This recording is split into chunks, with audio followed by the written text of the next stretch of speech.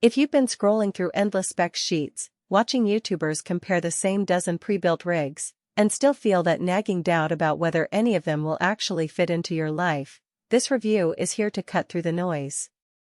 I spent a couple of evenings building a typical gaming setup around the Skytech crystal, then swapped it out for a few friends' builds to see how it really measures up in a shared apartment, a home office, and a cramped dorm desk.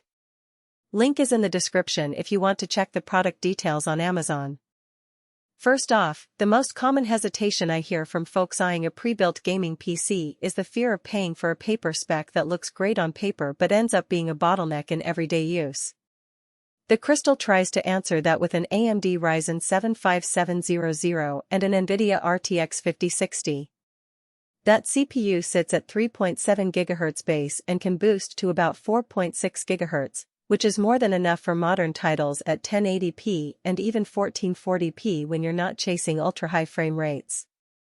In practice, I ran Cyberpunk 2077 on medium settings and consistently hit 7080 frames per second, and the same rig handled the latest Battle Royale releases at 120 frames per second without stutter.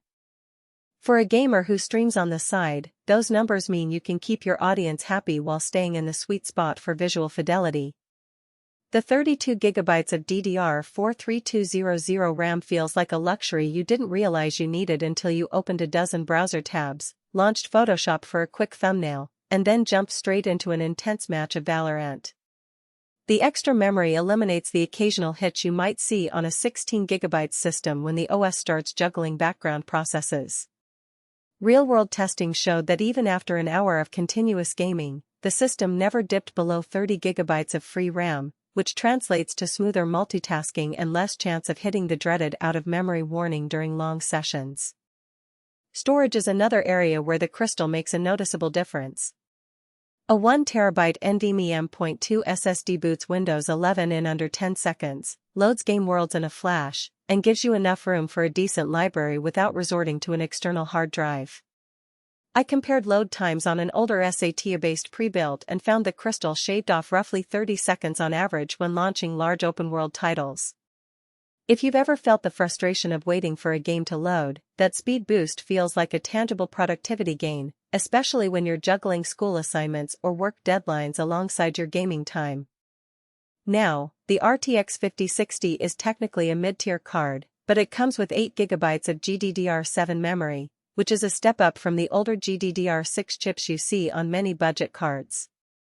In my day-to-day, the card handled ray-traced effects at 1080p with acceptable frame rates, and it performed admirably with DLSS enabled.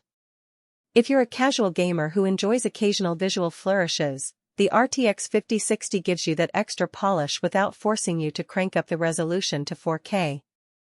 However, if you're an esports competitor who demands the highest possible FPS at the lowest latency, you might find the card a touch underpowered compared to a dedicated RTX 3060 or higher.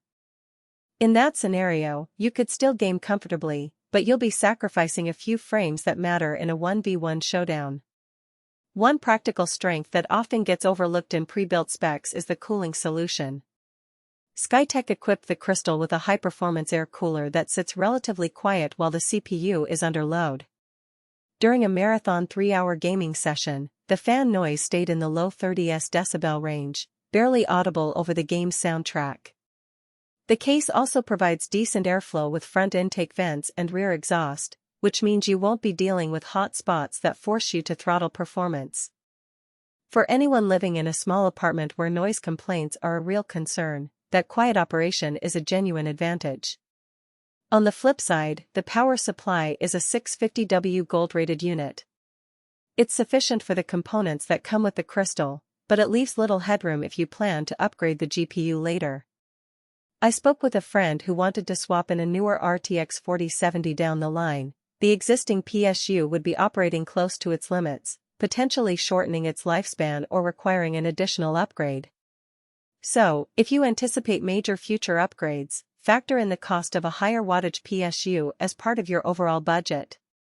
Connectivity-wise, the built-in 802.11 AC Wi-Fi works reliably for most broadband setups, but it's not the newest Wi-Fi 6 standard. In my apartment, the wireless signal held steady across a 2-room distance, But if you have a congested network or live in a larger house, you might appreciate plugging into the Ethernet port for a more consistent experience. The lack of bloatware is a pleasant surprise. Windows 11 boots up clean, and the only pre-installed software is a simple driver manager from Skytech. That saves you time cleaning out trial versions and means you can start gaming right out of the box. Who should walk away? If you're a hardcore 4K enthusiast who wants to max out every setting and has a hefty budget,